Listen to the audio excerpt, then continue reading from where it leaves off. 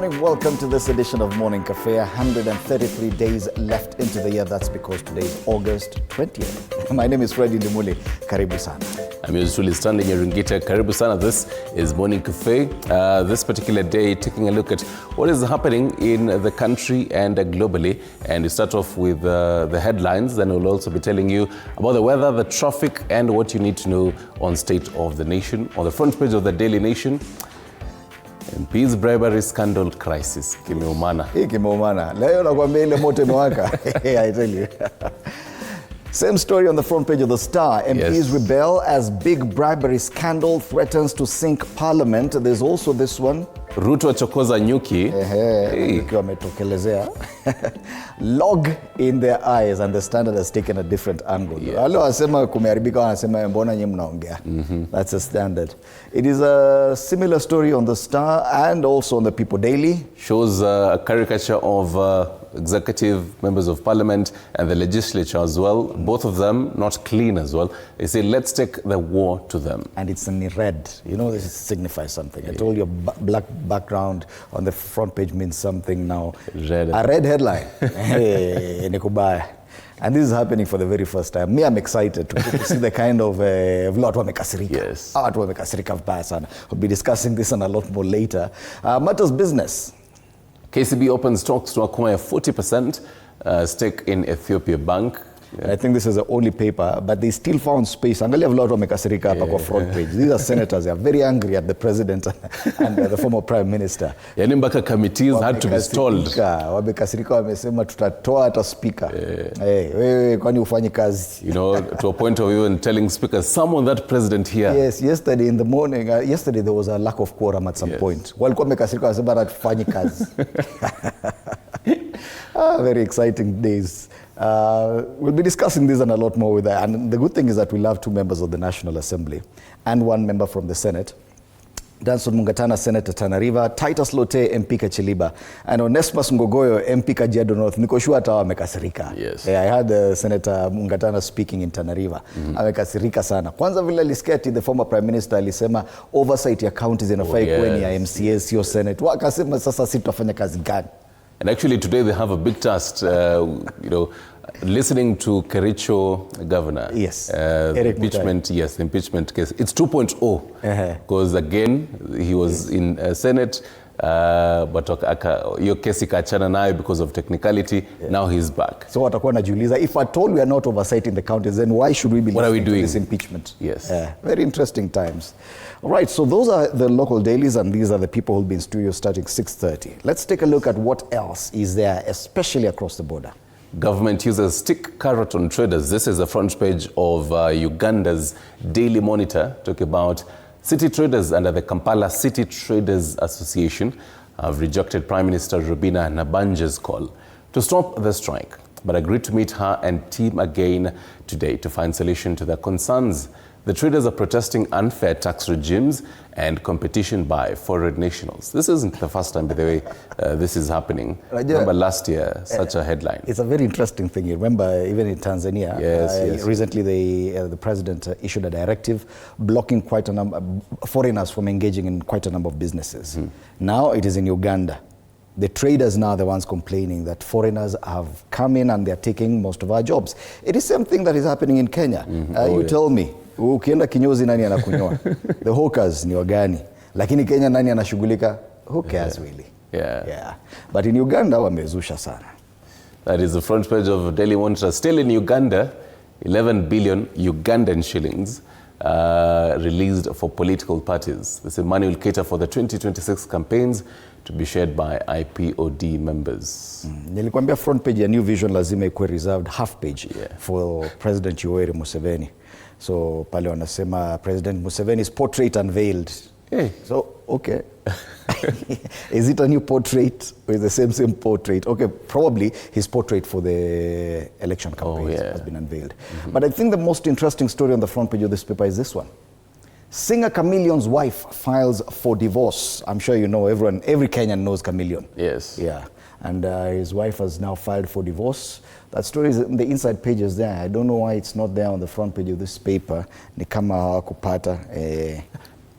Right. And this really comes at a very interesting time in Uganda when they had Koti Kisema, it's now easier for men to actually file for divorce, and the process will actually be smooth. You remember? I think it was yesterday. There's equity now for both parties. Yes. Italemea upande mmoja.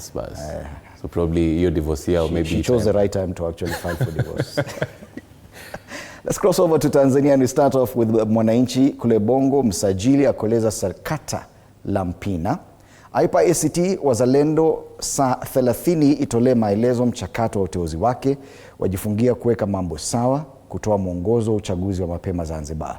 And they're just arguing about, this is one of the opposition parties, ACT, arguing about how they elected the person to run for president, anaitwa Mpina. So masuala ya siasa yanapewa kipaumbele kwenye gazeti hili. Vidokezo zaidi, 62% shule za umma zina upungufu wa walimu, shortage of teachers, na mikoa vinara kuwezesha safari za wagombea urais Ikulu. Masuala ya siasa pia. Pale juu, Sharon afariki dunia, wanahabari wamlilia.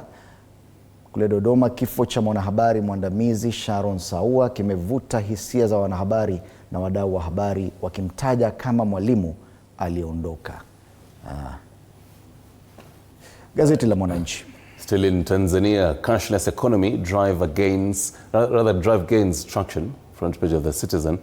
Talking about Tanzania's economy is rapidly moving towards a cashless system after mobile money, merchant payments and point-of-scale transactions recorded double-digit growth, while traditional instruments such as checks and ATMs lost ground.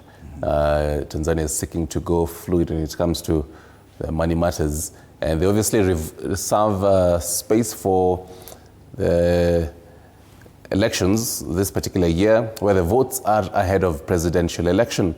The secret to winning this year's union presidential elections may lie in 10 regions, including Dar es Salaam, Mwanza, Morogoro, Tabora, Kagera, and Geita, which have the highest number of registered voters.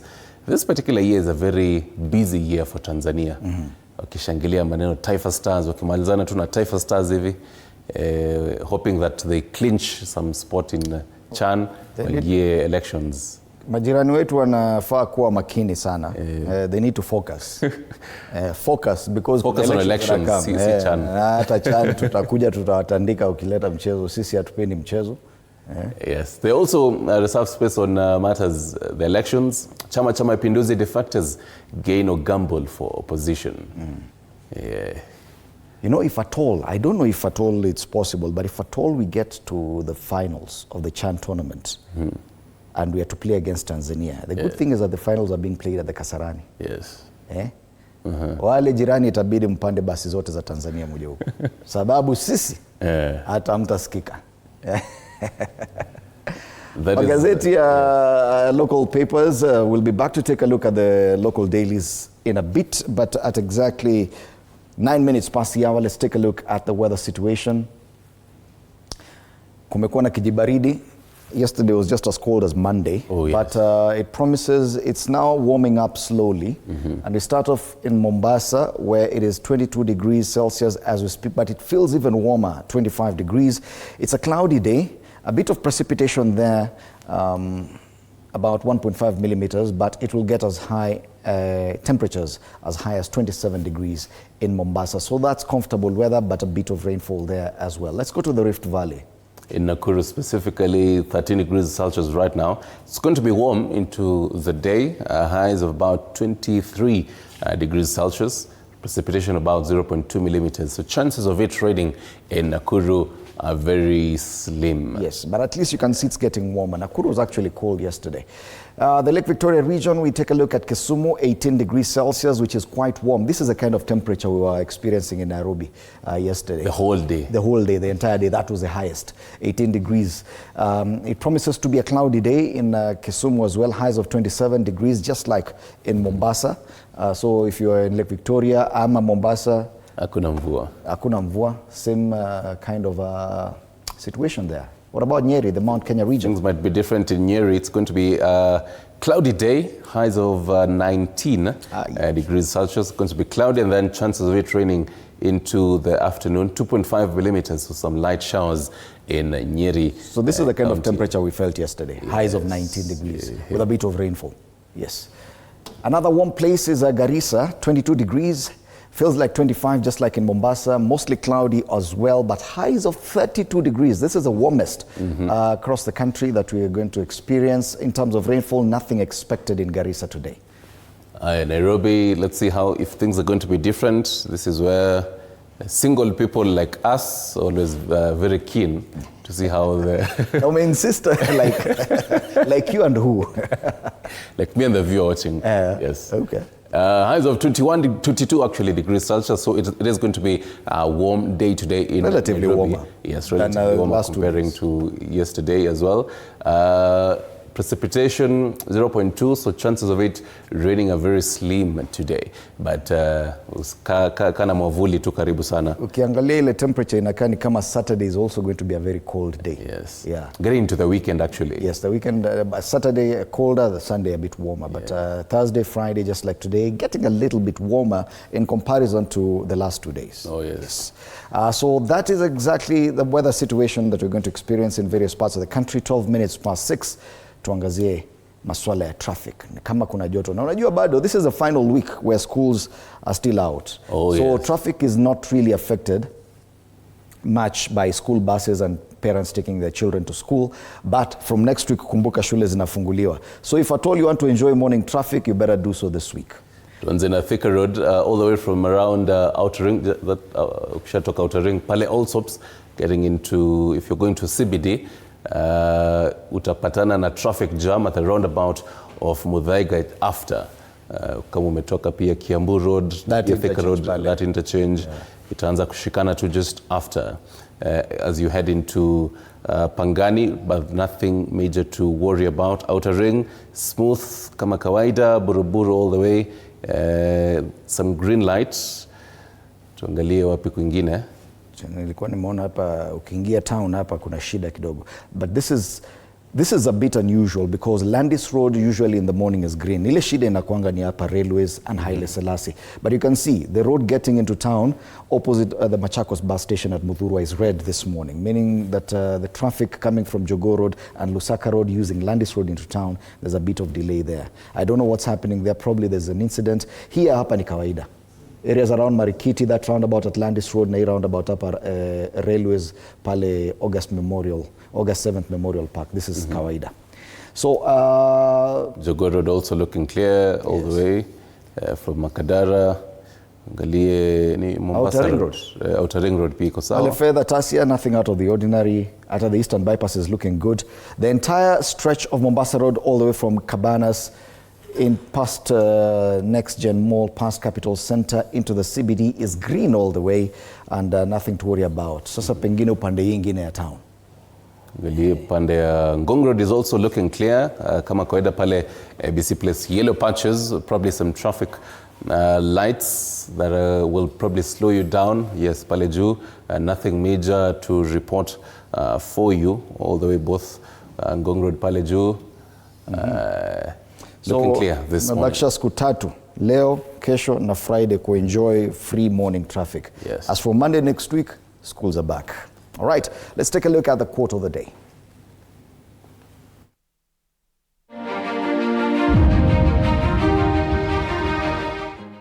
Our mindsets shape our reality, where one sees only obstacles and problems, another finds chances for growth, learning, and triumph amid life challenges and uncertainty. All right, let's come back and take a look at ile vita iko hapa Kenya, local dailies.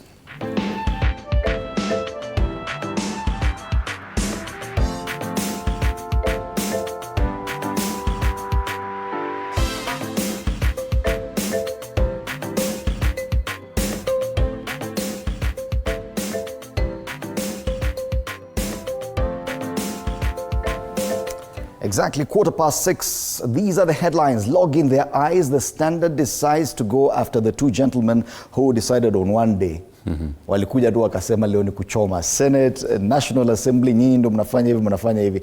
Ni kama tu walikaa tu mahali wakasema hawa watu wametulia sana. And it started last week during the devolution conference, yes. One after the other. President started, and the next day former Prime Minister Raila Odinga akaendelea. Hiyo ilikuwa kama trailer. Alafu wakakuja wakaita watu kujeni sasa tuwaambie. So this paper asks, who's the most corrupt? Ruto's tirade against MPs has been branded sheer hypocrisy. The executive's rot dwarfs the spec in Parliament, from dodgy tenders at KEMSA to substandard fertilizer crippling farmers to hush-hush oil import deals. The scandals trail his administration like a shadow. Even his allies' handouts at churches and stadiums cloaked as generosity, reek of patronage politics. For many Kenyans, the president has squandered the chance to make corruption a high-risk venture. As promised, instead his finger-pointing has exposed a government gorging on the vice it condemns, and all this time being urged on by his bosom friend Raila Odinga. And they've given quite some coverage of this story, pages 6 and 7 of this paper, including the fact that yesterday, after I may accuse Parliament of corruption, he went ahead and issued a very special communication from the presidency. He's come up with a new multi-agency body to fight corruption. Kumbuka kuna EACC, kuna DCI, lakini ame come up na ingine mpya ya kupigana na ufisadi. Alafu interestingly, he did that and left for Japan. Jibakini na asire yenyu, pigeni kelele hapa, ameenda Japan. I'm out. I'll come deal with you later. So that's the main story on the front page. Other stories still on the Standard, some interesting stories for you. Now this particular week is interesting as primary school and high school students are set to return to school next week. First year students are reporting this week, and the major news they're saying is varsity students in limbo amid lecturers go slow. This is on the page 16. They say public universities are reopening for new academic year amid a financial administrative crisis, frustrating students and staff. Some students are yet to know their new fees after the government announced a reduction of between 15 and 40% of tuition fees that will affect over 500,000 under the new funding model. So they're still in limbo even as they report how much are they paying, the pia maneno ya help. There is some of the news in the insert of Standard on the back page. Boniface Mushiri, our football got me out of poverty. Just taking a look at some of the players of Harambee Stars, even as Chan continues. Yeah. And it's actually a very good opportunity for many Kenyans and football fans to know who plays locally. The local Harambee Stars players. Tumezoea wale superstars, those who play internationally. Mariga, Wanyama, and when they come back home, they join the national team. Yes. But most of those who are playing now, locally bred and players who play in the local leagues, at least unajua watu wawili. So at least you definitely know Ryan Ogama at least. Alafu wananyoa nywele wote same, wanakaa tu same. That's the Standard. Ruto chokoza nyuki. Gazeti la Taifa Leo. Wabunge wasusia kikao cha asubuhi. Maseneta wataka spika agize rais kufika mbele yao kufafanua madai. Wamesema akuja hapa aseme. Na kama hao maspika hawataweza kumuita, hao wenyewe wamesema, kuna mmoja alisema tutaonyesha kivumbi. Tutaonyesha kile tulionyesha Rigathi Gachagua. Yes. And actually, still on this, what the JLAC Justice and Legal Affairs Committee Chair Gitonga Murugara alisema the committee did not solicit and did not receive any inducement of any kind of whatsoever from any member or quota as alleged or at all. Anataka he dares Ruto to name MPs in the 10 million Kenyan shillings bribery allegations. Ile anti-money laundering bill. Toa evidence. Wabunge na maseneta walionyesha hasira kwa wazi kufuatia kauli ya Rais William Ruto ya kuwahusisha na ufisadi, na wakasusia kikao walichokipanga kujadili miswada muhimu ya serikali jana asubuhi. There was to be a special sitting, they did not show up. Bunge la Kitaifa lilikatiza kikao chake cha asubuhi kwa kukosa idadi ya kutosha ya wabunge licha ya kuwa na ajenda muhimu za serikali. Vidokezo zaidi kwenye ukurasa wa mbele wa gazeti hili wanasema pale chini, nitaunga naibu mwaka 2027, huyo ni gavana wa Lamu Timami. Kwingineko JSC atakasa Mwilu, yatupa ombi. Na masuala ya nchi za nje, Burkina Faso yatimua afisa wa UN. Pale juu, gavana wa Kericho, Seneti kujadili gavana leo. Sasa sijui kama watakubali kujadili haya. Waliambiwa hapa ndio wanaokota fedha nyingi. Magavana wakiletwa katika kesi za kuondolewa kazi, hapa ndio wanapata pesa mingi. Maseneta kuamua mfumo watakaotumia katika kesi ya Mutai. Sasa hapa this guy might actually be a victim. Yes. Hasira za mkizi. Inaitwa nini? Hasira za mkizi? Nimesahau. Sasa na ndio ulitoka shule juzi. Sahau, nani atakumbuka? Gazeti la Taifa Leo. Pale juu kuna a very interesting story ilisumbua watu jana. Nasema kero mtandao wa tiketi ukikwama. Mtandao wa kuuza tiketi za CHAN wakwama baada ya dakika chache. Now the online slot for buying tickets was opened around 12 p.m. By just a few minutes later, that system had already crashed. And according to the ticketing site MOOC Kasema, they were blaming it for the bots. So they had to actually substantiate, are these bots buying or are they genuine people? So they had to, again, now start posing. Now wakatoa a statement apologizing to the real fans. Wakasema, tuieni radhi because you're trying to sort this out. Okay. How many days to the game? This game is happening on Friday. The Kenya versus Madagascar. The game. First semi-final. Yes. All right. Gazeti la Taifa Leo. Daily Nation. MP's bribery scandal crisis, and I love the fact that they have broken down this particular story. So the president tasks the multi-agency team to fight corruption and economic crimes. So first off, the president forms this multi-agency team, and then the furious MPs cripple House business and paralyze committees in show of defiance. Then the lawmakers threaten speakers with no confidence votes to force them to act. Really forcing the hands. Sasa hiyo action hiyo ndio shida hapo. Action waambia speaker ni uite president akuja hapa tuambie. Speaker sijui kama wata survive. And now the MPs are also calling for the president to submit evidence to charge this rogue members of parliament. Wait to see if that is going to happen after the president gets back from Japan. MPs vote in exercise the power on budget cuts to hit back at executive. This is what I'm more concerned about, because now it would appear by making those statements, the president and the former prime minister have already created the leverage to negotiate with MPs. Because MPs now are saying, mukiendelea hivyo tutakata hii. Sema bas. Sasa, bas tumeacha hiyo maneno. Utakubali? Wanakubali automatically because they've already been put in a corner. That means president and the former prime minister knew that you are going to place MPs in a corner, then MPs watasema tutafanya hivi alafu ambia okay sawa withdraw your maneno. Hakukuwa na shida before. Yes. Other stories we've taken a look at as well. The Senate has voted on trial of Kericho governor. But there's a very interesting story here. And you, viewer, might be umepatikana na hii. Wanasema Kenyan phone users are touch away from cons. So nearly half of Kenyan mobile phone owners received an extortionist scam call or text message last year. This is according to a World Bank survey.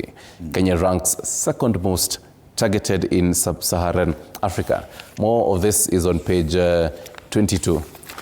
And I'm pretty sure a number of Kenyans have received unaona pale umepata hi Mr. Sijui so and so, I have mistakenly sent 2 million Kenyan shillings. Kindly you do what and what. Yes. That is on the front page of Daily Nation. On the back page, who to watch in Malagasy team as they land in Nairobi. And you know, so many Kenyans are really trying to see how big of a deal is Madagascar as they face, Kenya. And some are saying, Madagascar to and that's the problem. That's the problem. We are very dismissive of Madagascar. Why? Because we beat Morocco and DRC and Zambia and Angola. Okay, we drew with Angola. Okay. But people are very dismissive. That could come back to bite us. Yes. Because according to that very fiery spokesperson for Yanga in Tanzania, alisema mutakiona. Madagascar, sio mchezo. But there's a story here that I've seen, and this This one will cause a lot of problems for many people who are now using this. The Pharmacy and Poisons Board, it's on page 2, has issued a fresh warning against the use of Ozempic for weight loss. I'm sure on social media you've seen this. Yes. Many social media influencers are using Ozempic now for weight loss. And this warning is the second time they're issuing it. And this is exactly a year after cautioning that counterfeit and unapproved versions of the drug were circulating in Kenya. The regulator, mandated to ensure the quality, safety and efficacy of health products, is urging Kenyans to consult their doctors before considering the drug. Soma zaidi, page 2 of the Daily Nation. I know social media, I'm sure you've come across one or two social media influencers who have actually crediting the use of Ozempic for their weight loss journey. So people even using it to mint money, wanakuambia I have a stock. Chunga sana. Na wakati ni kama unakimbia. Hii story tushaiona, tutarudia tena. This is a big story. It's also there on the front page of the Star. Na nilikuambia, as it continues, President William Ruto is already in Japan. And a picture there of the president as he joined 40 African leaders at TICAD in Yokohama, Japan. Yes. Something interesting matters climate change, heavy rains. Weatherman warns farmers not to plant yet. Kwa hivyo the rains won't last. Wanaambiwa have been advised not to embark on planting crops as the current rains are inadequate. Zitawatosha, so msianze kuangalia maneno sana. Same story on the front page of the People Daily. Some MPs are irritated. Ruto even has to label them corrupt, yet an array of leaders think the head of state is equally guilty. And I think I know why they used red, because kuna hii expression note utaiona kwa magazeti mengi, pot calling the kettle black. I've also seen it on the Standard. So that the word black is in black. So nafikiri wakaona wasitumie black hapa, watumie red na waseme let's take the vote to them. The pot is calling the kettle black, so who's black? MPs are irritated that President William Ruto has labeled them corrupt, yet an array of leaders think the head of state is equally guilty. That story is on page 4 of this paper. Some big news on the front page. Kenya's fragile calm, how Chan has allayed political tension. It is what I was alluding to yesterday, how Tanzania may diffuse election politics. And also how right now you'd think the political temperatures are going down and so much focus is on the Chan, but then the front pages show something else. Speaking of political temperatures, why gospel singer Kigame is eyeing the presidency in 2027. Okay, Matters Business Daily. It has a picture there of legislators. These are members of the JLAC committee in the Senate. Ruto's bribery claims rattle senators na wamekasirika pale. Wamekasirika wote, wamekasirika. Ujaiona Sifuna na Cherargei wote on one side. They usually argue. But here wote wamekasirika. There common ground here. They finally found common ground in their irritation with the president and the former prime minister. But that's not the main story on this paper. KCB opens talks to acquire 40% stake in Ethiopia Bank, and Kenyan companies continue to make ventures in Ethiopia. Remember, Safaricom is now a major there. KCB is doing the same there. You can read more on the front page of the Business Daily. A final one on this paper, as we also take stock on matters devolution, but then one of the biggest challenges is underfunding for counties. They say Treasury fails to send cash to counties in July, which is kicking off the current financial year on a trend that could set it up against governors in fights for resources. Watasema, hatuna pesa ya kutosha. Tuangalie cartoon and the caricature. The Star. The Star is a caricature of the president sitting on a trunk, but he's trying to chop off one of the branches, which is Parliament. So ako hapa na shoka, anataka kata bunge na ameikanyaga, na upande ingine kuna judiciary. Matters corruption hapa. Unajua kuna, when you see such... This trunk is deep-rooted in corruption. Yes. Ukikata hapa, ukikata bunge has actually been one of his biggest supporters. The kind of influence that the president wields on the houses of parliament has been highly criticized. Now anataka kukata, amewambia nyinyi ndio mnakula pesa. I tell you the way politics changes. That's the Star.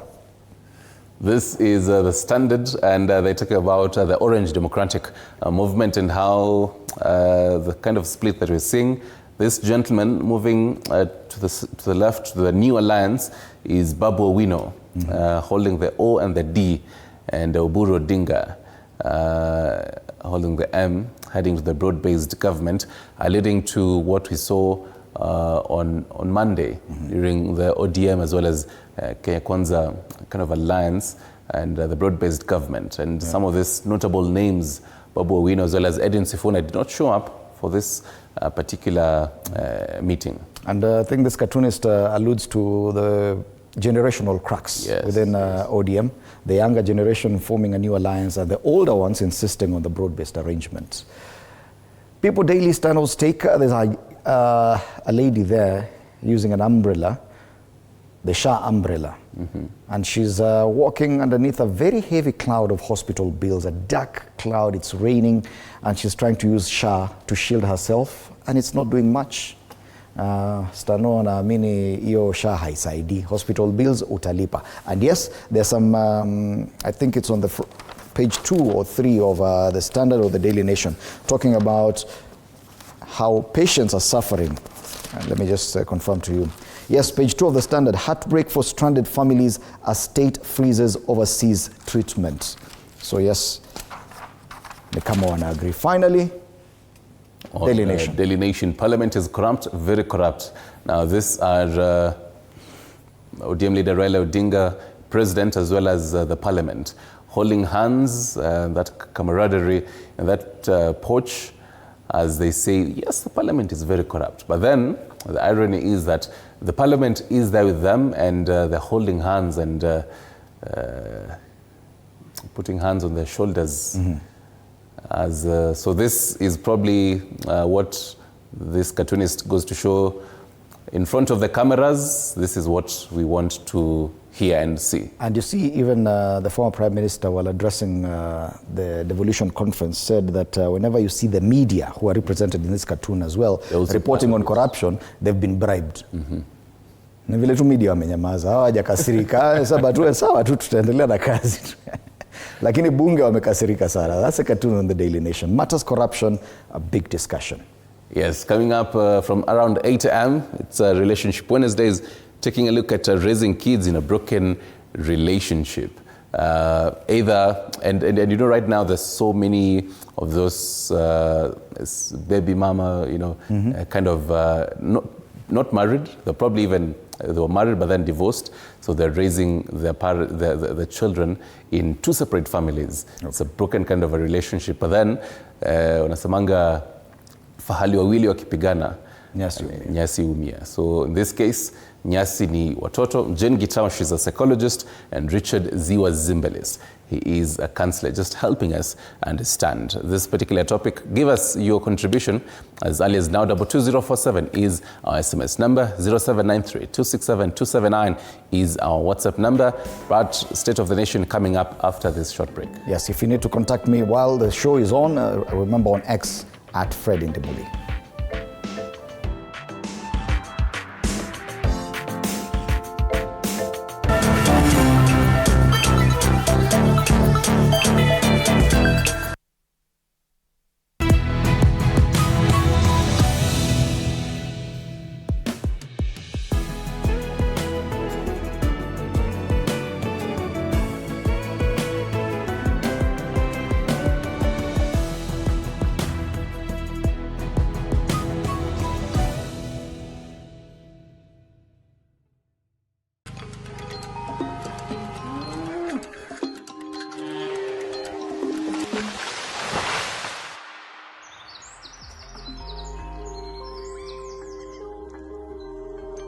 Our world is changing every day, and so should we, for the better.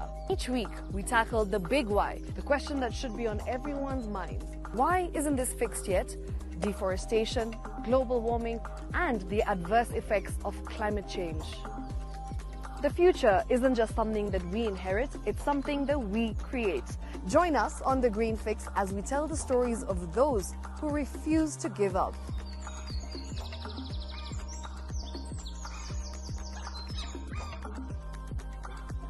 When it comes to fixing the planet, there is no time to waste.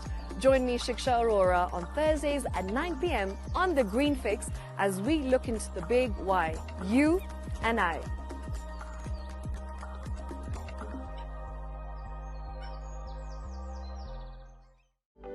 For comprehensive information and education on your health, Body Garage is here. Don't allow anyone to pluck out your good tooth as long as it is strong and stable. Cancer doesn't start today and you get the symptoms tomorrow. By the time you pick it or the time it is manifesting in you, probably will be there about 5 to 10 years. The eye is the window to the rest of the body. Don't forget to stay hydrated. And of course, you at home do take your water. So the ultimate test is actually you check your urine. Your urine should be clear. Clear like the water? Yes. Should be able to see the other side of the urine. If your urine is colored or has changed color, you cannot see the other side, then you have not taken enough water. Don't forget regular health checkups. Early detection saves lives. I want the message be, we can prevent cervical cancer. We prevent cervical cancer in several ways. You have young girls and even somebody who's above that age, you can pay at least every 3 years. Somebody should have a pap smear done. If you are 40, 45, 50 going upwards, once a year, please go see a doctor. Yeah, it's just for normal routine maintenance.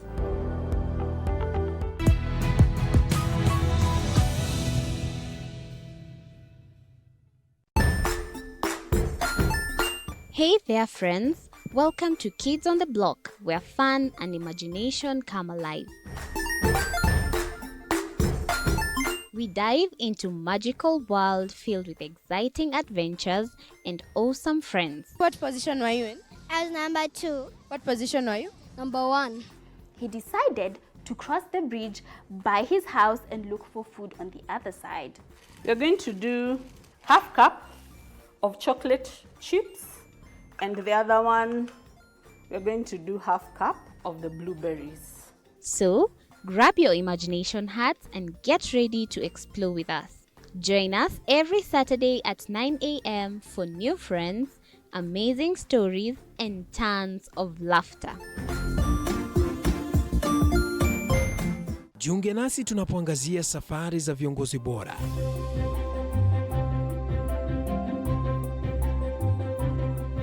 Kutoka kwa ushindi mkubwa hadi masomo magumu. Wakati wetu kwamba wasichana si wa kusoma, ni wa kuolewa, ng'ombe ipatikane, wazazi wakuwe watajiri. Tunashughulikia yote. I wish I were a better investor. My parents taught me how to look for things for myself. Tazama Mfahamu Kiongozi, ambapo kila kipindi kimejaa maarifa, mikakati na hadithi za kukuza azma yako. For me to succeed, I have to fight. Kila Alhamisi saa 1:30.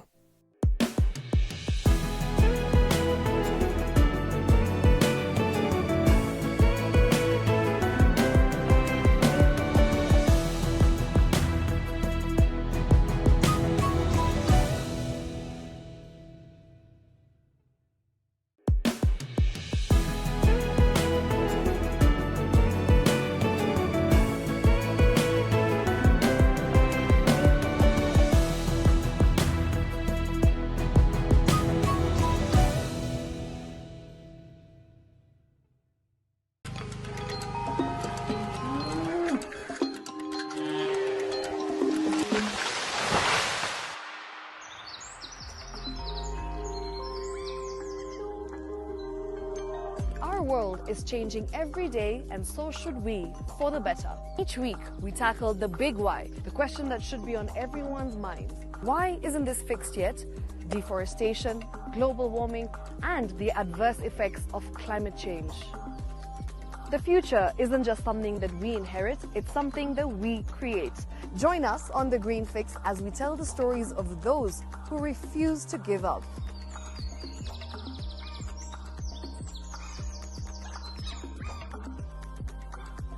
When it comes to fixing the planet, there is no time to waste.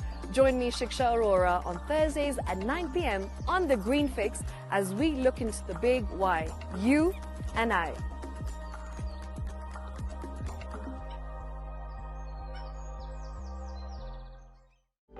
For comprehensive information and education on your health, Body Garage is here. Don't allow anyone to pluck out your good tooth as long as it is strong and stable. Cancer doesn't start today and you get the symptoms tomorrow. By the time you pick it or the time it is manifesting in you, probably will be there about 5 to 10 years. The eye is the window to the rest of the body. Don't forget to stay hydrated. And of course, you at home do take your water. So the ultimate test is actually you check your urine. Your urine should be clear. Clear like the water. Yes, should be able to see the other side of the urine. If your urine is colored or has changed color, you cannot see the other side, then you have not taken enough water. Don't forget regular health checkups. Early detection saves lives. I want the message be, we can prevent cervical cancer. We prevent cervical cancer in several ways. You have young girls and even somebody who's above that age, you can pay at least every 3 years. Somebody should have a pap smear done. If you are 40, 45, 50, going upwards, once a year, please go see a doctor. Yeah, it's just for normal routine maintenance.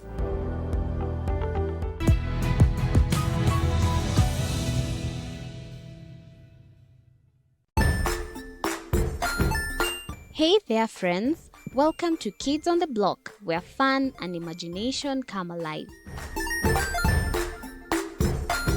We dive into magical world filled with exciting adventures and awesome friends. What position were you in? I was number 2. What position were you? Number 1.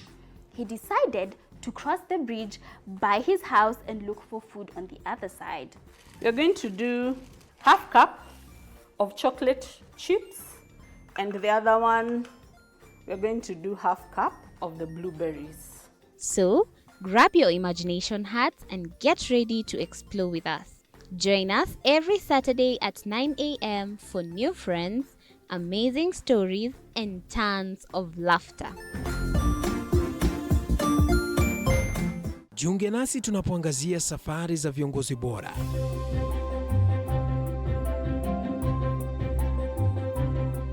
Kutoka kwa ushindi mkubwa hadi masomo magumu. Wakati wetu kwamba wasichana si wa kusoma, ni wa kuolewa, ng'ombe ipatikane, wazazi wakuwe watajiri. Tunashughulikia yote. I wish I were a better investor. My parents taught me how to look for things for myself. Tazama Mfahamu Kiongozi, ambapo kila kipindi kimejaa maarifa, mikakati na hadithi za kukuza azma yako. For me to succeed, I have to fight. Kila Alhamisi saa 1:30.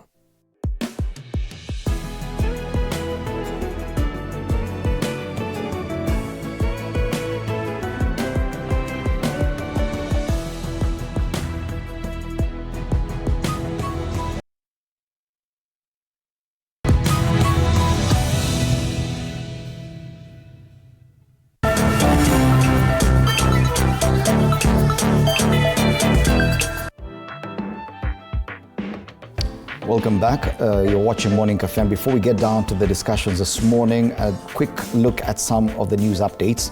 The murder trial of former Pangani police officer Ahmed Rashid resumed yesterday at the High Court in Kibera, drawing intense scrutiny as witnesses continue to testify. The high-profile case involves a fatal shooting of 2 teenagers in Isli in 2017. Now, this story has been produced by Alvin Kithinji.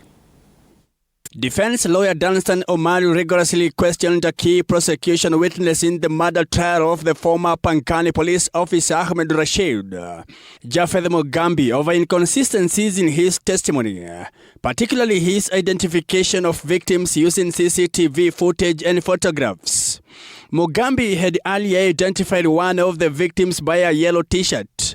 However, Omari pointed out that no civilian in such attire was visible in the footage, casting doubt on the reliability of the identification. Look at this bus.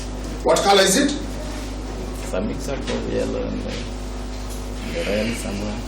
Look at here. Is yellow clear? Yes, I showed you 20 samples of yellow. This man here, the court will see, was also wearing yellow. That's what you want to tell this court? It was yellow. It was yellow. Thank you. Further discrepancies emerged when Mugambi described another victim as wearing grey trousers. Yet photographic evidence presented in court showed the individual wearing both grey trousers and a grey t-shirt. Omari also questioned the absence of a firearm in earlier photographic exhibits, suggesting possible tampering with the crime scene documentation. Omari maintained that the inconsistencies raised serious concerns about the witnesses' credibility and the integrity of the documented evidence from the alleged crime scene. That there is no gun on that, near that body. No, there wasn't. Let's isolate the gun from that body. True? Yes, ma'am. You have the photos where the gun is. Yes, ma'am. That man in a grey t-shirt, the gun is not near him. Yes, ma'am. Earlier in the trial, ballistic expert Lawrence Ntiwa testified that bullets recovered from the scene could not be conclusively linked to Rashid's firearm. He explained that deformation and the absence of unique rifling marks prevented a clear match.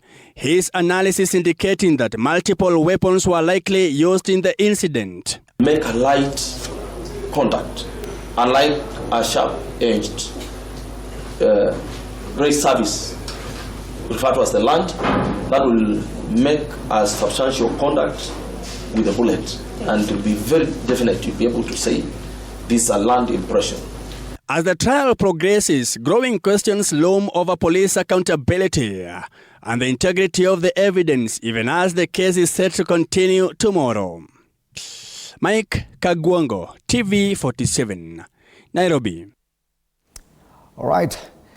We're just about to get down to the state of the nation and discuss the main headlines today, of course, to do with bribery allegations against the Houses of Parliament. It is part of the stories we covered here on TV47, corrupt MPs on EACC's radar.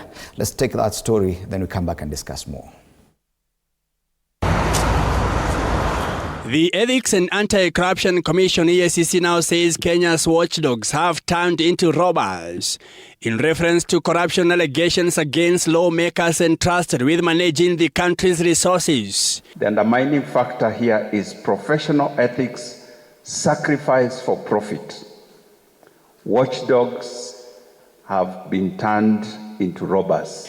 The EACC chairperson Bishop David Oginda, speaking during the Kenya Leadership Integrity Forum in Nairobi, confirmed that the commission is in communication with both speakers of parliament in efforts to investigate the bribery allegations and determine the way forward. We as EACC, we have interacted with the speakers and tried to see how this can be mitigated. We still treat it as allegations because until we have done our investigations and found concrete evidence, it is still treated as allegations.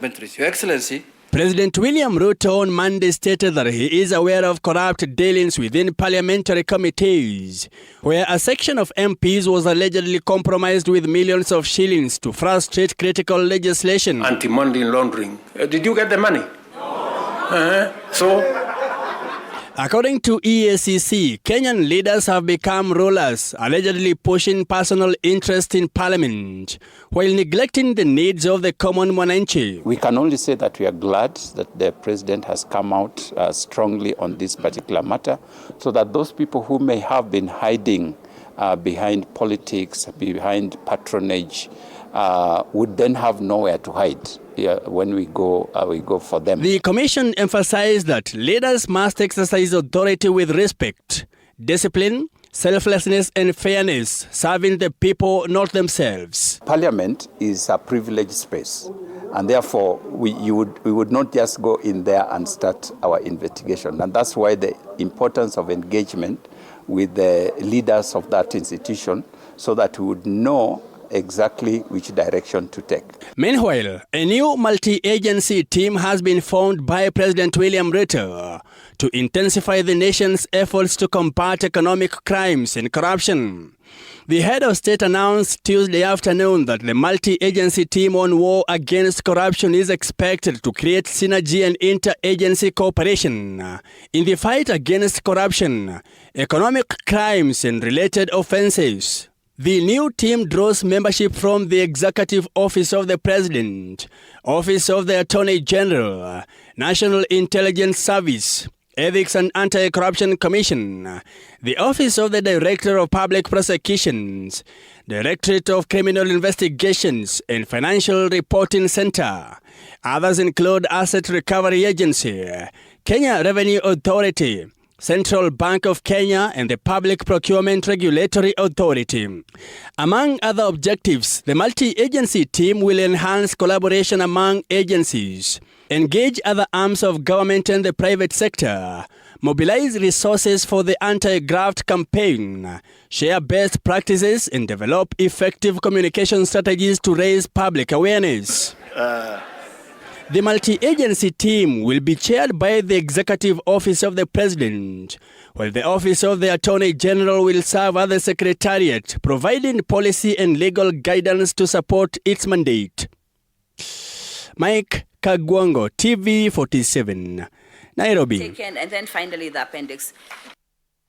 Matters corruption, definitely the biggest headline, and not just corruption, but corruption within the houses of legislation. That's the National Assembly and the Senate. The president going a notch higher and creating a multi-agency team to enhance the fight against corruption, but this getting lost in the kind of reaction that members of Parliament have had to the pronouncements by the president. We do have one member of Parliament with us, Onesmus Ngogoyo, MP Kajiado North. Good morning, Bwana Ngogoyo. Karibu sana. Morning to you. Why are you and your colleagues so angry? This is a fight against corruption. I would imagine that members of the National Assembly and the Senate would be very keen on ensuring that this fight against corruption is actually won. But what we are seeing is that there's a lot of anger, especially from your colleagues. Why is that so? Angry because, first of all, thank you for having me here. Karibu sana. The anger is because there's betrayal. The executive on one hand wants to say the National Assembly is corrupt, but the pipe through which probably corruption is coming through is the executive.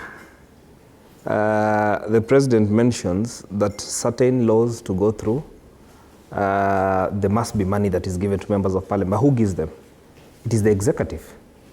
Actually, it's only that the president did not give the full story. Mm-hmm. Probably he gave this part that suits him, and the part that would want to sanitize him as president. The truth of the matter is, when Rigathi Gachagua was impeached, we said there was bribery. Mm-hmm. But the president did not come out because he was the one actualizing the impeachment of Rigathi Gachagua. Continuously, a number of issues within Parliament that the president has interest in, he calls members of Parliament to the State House. He rewards them. That is corruption. He calls them for parliamentary group meeting just before a vote. And you see, the problem that we have with the president is that why doesn't he call himself out? Why doesn't he give the full story? Because there's no full disclosure. Number two, why didn't he mention the names of the people he believes are corrupt, if this is a genuine? Because the rule of the thumb is, if you allege, mm-hmm. you prove. Okay. I heard him say they will arrest. This is the same president when the DIG is caught up in a situation where he has called for the arrest of Albert Ojwang.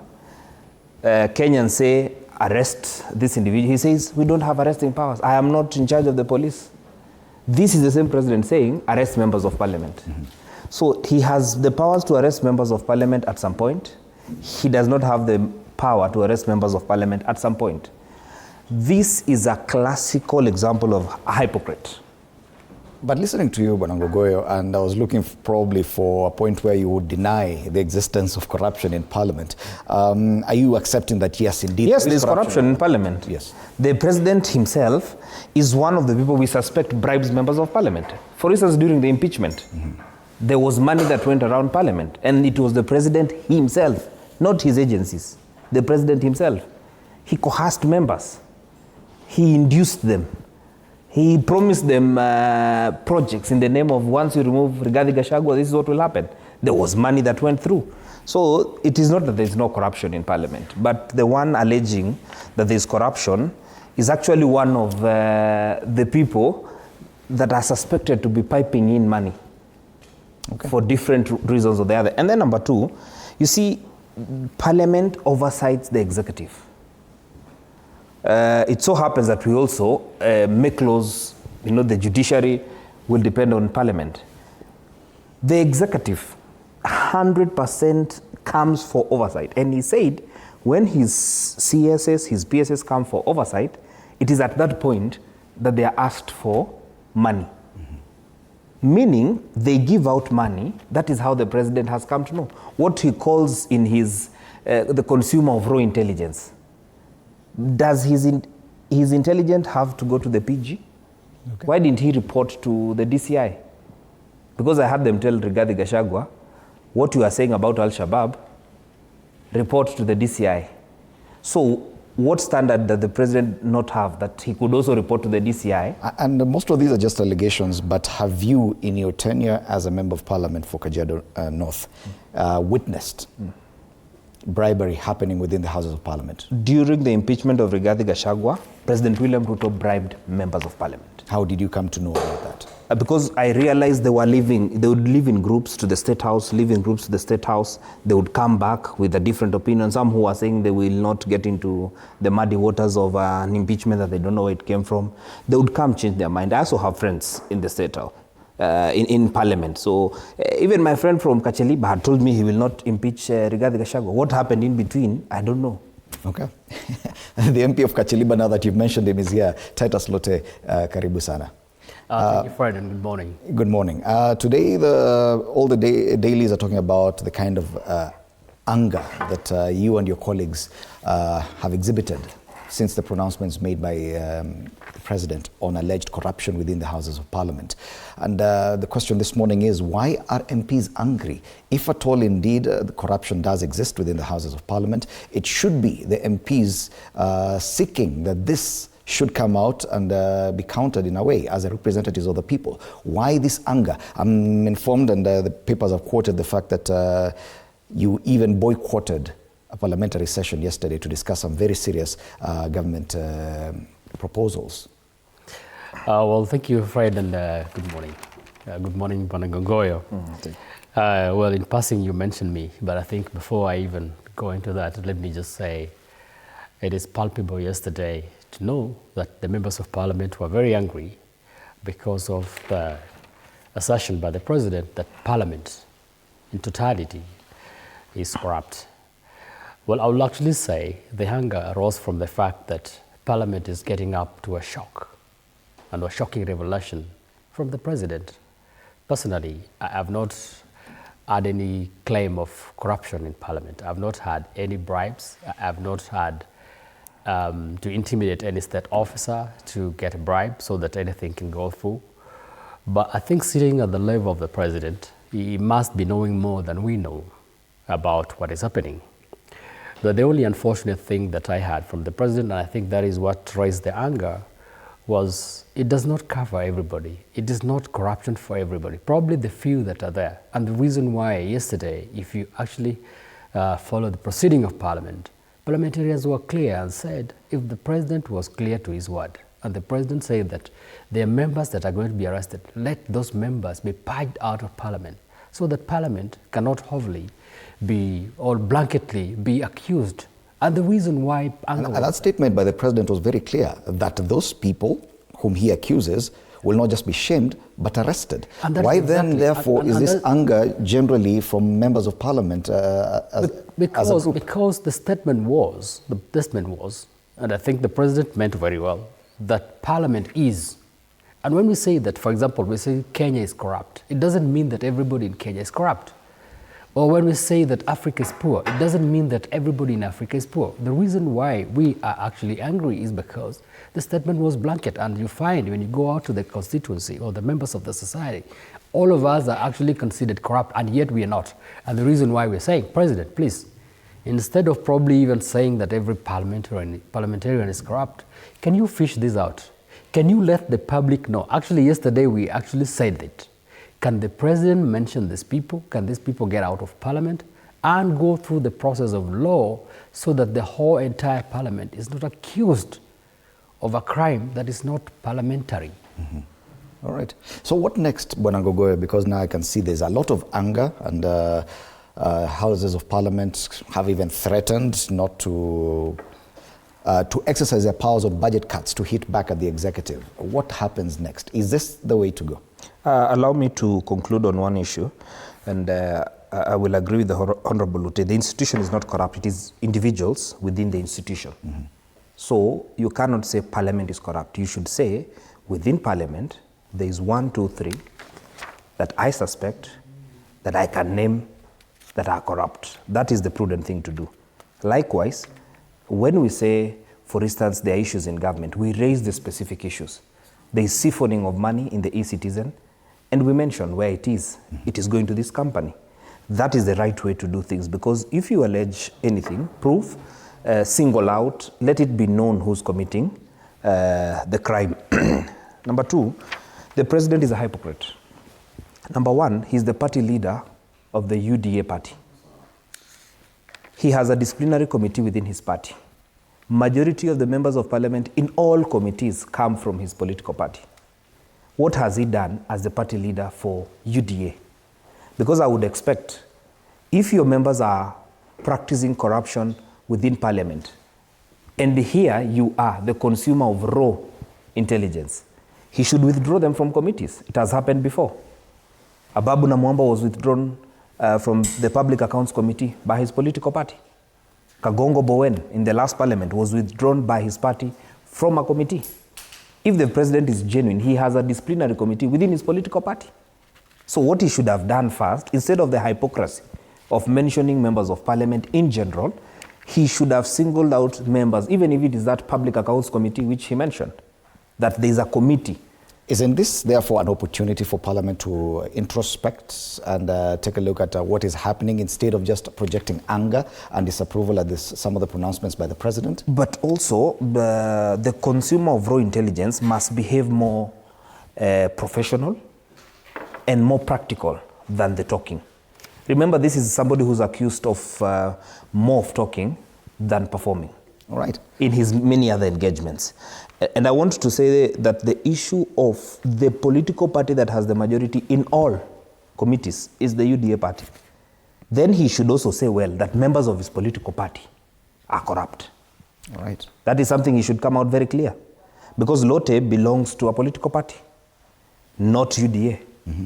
But his political party has the majority in all committees.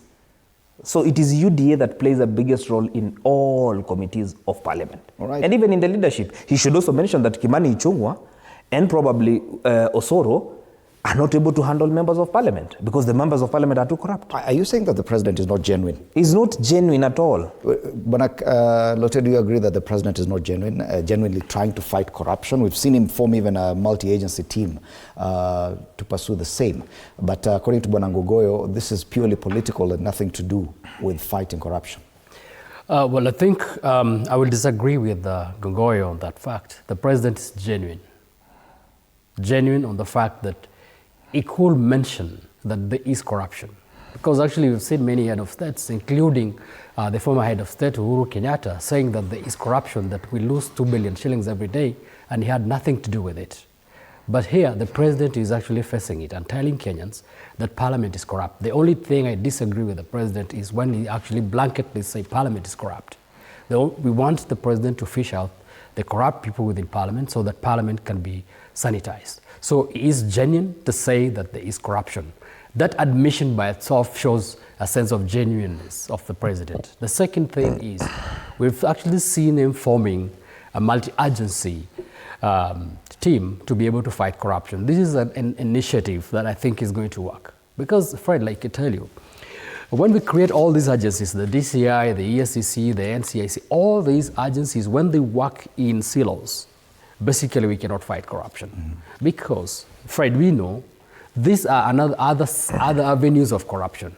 If, for example, and it is not a fallacy for me to say, that an EACC person has actually realized that there's a corrupt person, what they always do, instead of actually taking up these cases, is they open up a shop of making money from the corrupt person. And they say, we found you culpable of 20,000 or 20 million or whatever millions.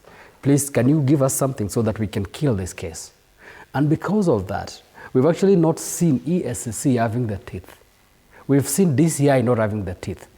We've seen all these institutions that the president is putting together working differently, not having the teeth, because within those institutions, there are corrupt individuals. Actually, this is an endemic corrupt country in many ways. So that the policeman on the road, instead of actually giving you a ticket for violating a traffic offense, the policeman will ask for something and let you go free. And that is what is happening in every of our institutions. So the president thinks probably that putting these people together, these people now can be able to be countering and checking each other and be able to advance the corrupt cases to court. Yep. It is serious in this country that, Fred, we know, the people know who is a corrupt governor, who is a corrupt MP, who is a corrupt police officer, who is a corrupt judge. People know, but the institution, I've said it, a corrupt member of parliament, but I'll tell you, these people don't ever find themselves in court. They don't ever find themselves in jail until when it is political. Why? Because the institutions are failed and the institutions become a den of corruption. Look at the Senate, for example. The president mentioned it and said that governors, when they come to the Senate, they actually buy their way out. Ni soko huru, somebody said it.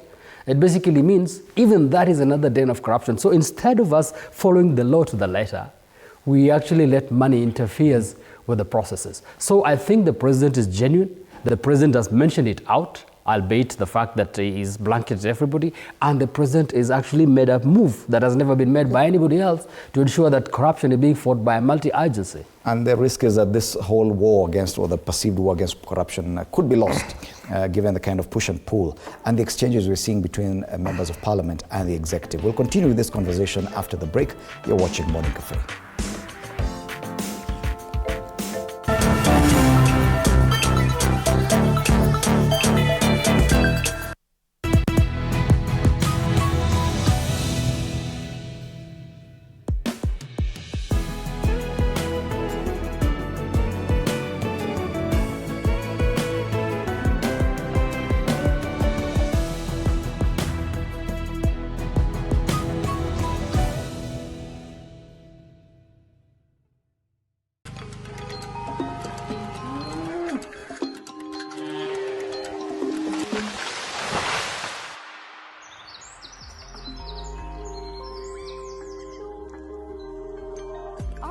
Is changing every day, and so should we, for the better. Each week, we tackle the big why, the question that should be on everyone's minds. Why isn't this fixed yet? Deforestation, global warming, and the adverse effects of climate change. The future isn't just something that we inherit, it's something that we create. Join us on The Green Fix as we tell the stories of those who refuse to give up.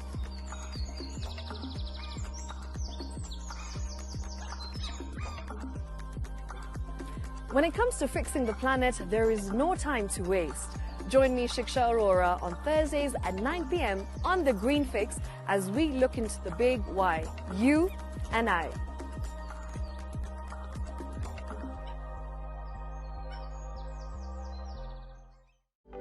For comprehensive information and education on your health, Body Garage is here. Don't allow anyone to pluck out your good tooth as long as it is strong and stable. Cancer doesn't start today and you get the symptoms tomorrow. By the time you pick it or the time it is manifesting in you, probably will be there about 5 to 10 years. The eye is the window to the rest of the body. Don't forget to stay hydrated. And of course, you at home do take your water. So the ultimate test is actually you check your urine. Your urine should be clear. Clear like the water? Yes. Should be able to see the other side of the urine. If your urine is colored or has changed color, you cannot see the other side, then you have not taken enough water. Don't forget regular health checkups. Early detection saves lives. I want the message be, we can prevent cervical cancer. We prevent cervical cancer in several ways. You have young girls and even somebody who's above that age, you can pay at least every 3 years. Somebody should have a pap smear done. If you are 40, 45, 50, going upwards, once a year, please go see a doctor. Yeah, it's just for normal routine maintenance.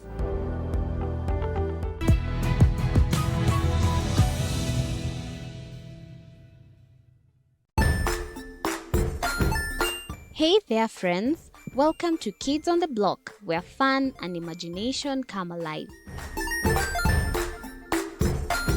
We dive into magical world filled with exciting adventures,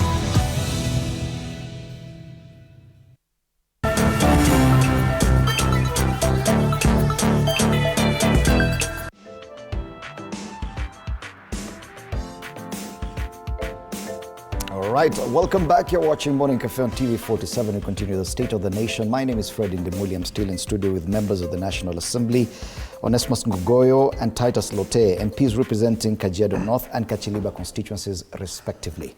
It is the kind of anger that we're seeing from members of both houses of Parliament, the Senate and the National Assembly, directed towards the President's pronouncements about alleged corruption within the houses of Parliament.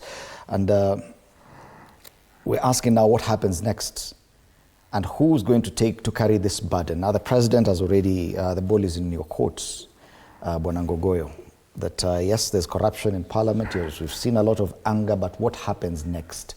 I've seen demands that the President must appear before the Powers and Privileges Committee of the National Assembly. Do you think that will happen? First of all, we have impressed on the Speaker that these issues of a former member of Parliament, now the President is a former member of Parliament, casting aspersions on the institution of Parliament without providing evidence, action must be taken on him. Because one, there are a number of things that Parliament can do. He's entitled to what you call an after-service pension. He should be denied the pension if he does not substantiate his claims on corruption and on who. He must also appear before the Powers and Privileges Committee in whatever form. He must appear, he must provide a statement to that committee so that the individuals he feels or he knows they are corrupt, an action will be taken on them. And that's procedure. Actually, a member of the public can petition the Powers and Privileges Committee. If anybody is offended, is coerced by a member of Parliament, that is the place you should revert to. Having said that, why I say the President is a hypocrite, and there is nothing serious about him fighting corruption, and I will still tell the Member of Parliament for Kachiliba, he belongs to the KPU party, you rather stick to your political party because I think you had an agenda. This President, while they were serving together with Uhuru Kenyatta, they sacked 4 ministers. Charity Ngilu, Kaloki, they sacked Felix Kosgei, they sacked Chirchir. None of those people were taken to court. Mm-hmm. They were not prosecuted for any crime. A few years ago, the same President is telling you there are people who are corrupt. He's trying to sanitize himself because this administration has been found culpable of several issues of corruption. Number one, edible oil. The Auditor General noted that there was edible oil that was brought to this country that could not be consumed. Number two, the issue of siphoning of the e-citizen money, direct, linked to several accounts of individuals. All those factors, what the President wants is diversionary. He wants to divert us to think about another institution. Yet the President needs Parliament to pass very key pieces of legislation. Why would he want to antagonize the houses at this point? That's what many people are asking. Remember, this is a very inconsistent President. He can say this in the morning and say another thing in the afternoon. For instance, when he was there, remember, he promised members a retreat. I don't know which members he was promising a retreat. He says what was the agenda of the day was removed because it ended up being a corruption issue. And remember, they were coming to talk about how to implement the NADCO report. NADCO, which has, for instance, one of the items that has been agreed is the issue is NGCDF. Raila wakes up, says there's no NGCDF. He says Senate should not oversight Parliament. They should not oversight governors. It is the MCAs. While the Constitution itself says part of the places that money going to counties that should be oversighted to is the Senate. This is the highest hypocrisy of our times. Okay. Let's look at it politically, Bwana Lote. And there's those who argue that this is a very serious political scheme by the President and his ally, the former Prime Minister Raila Odinga, that by creating this and putting NGCDF into that argument as well as corruption allegations, they've created leverage on which they can now negotiate with members of the National Assembly and the Senate in as far as passing key pieces of legislation, that now they already have what they would negotiate along. Because I've seen in as far as retaliating, members of parliament have already suggested that they will institute budget cuts to hit the executive. But don't you think that the president is a step ahead? He has already identified where to negotiate with you, NGCDF and matters corruption, that now when he comes to you, you will say, okay, fine, can you withdraw your statement so that we can actually consider this? I really do not agree with what you're saying, because as far as practice is concerned, the president could get anything done by the National Assembly without putting up such traps on the way. We've actually seen the finance bill, which was outrightly, vehemently actually rejected by many Kenyans, go through Parliament. We've actually seen the impeachment of the former Deputy President, Gachagua, go through Parliament. We've seen several other bills that the President wished, and it went through Parliament. So, and at that time, I'll tell you, there was no broad-based government, but the President was able still to manipulate or be able to talk to Parliament to pass legislations.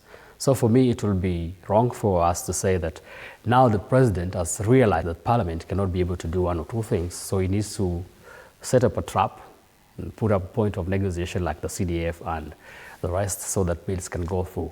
Bills will still have gone through even without this manipulation. So I don't really think it is because of that. I think basically we've had the first person who started saying that CDF must go is Right Honorable Raila Odinga. And again, when we go back to history, when this was created, NGCDF was created, he was sitting in Parliament. And I think for that time, he saw NGCDF as good. And the President himself. And even when we went to the NADCO report in 2024, one of the key issues that needed to have been discussed in NADCO, and Raila was sitting in there through his proxies and through his committee members, they agreed and they said that they need to entrench the NGCDF into the Constitution. What has changed between last year when the NADCO report was being made and now is the union between the two, and we've got the broad-based government.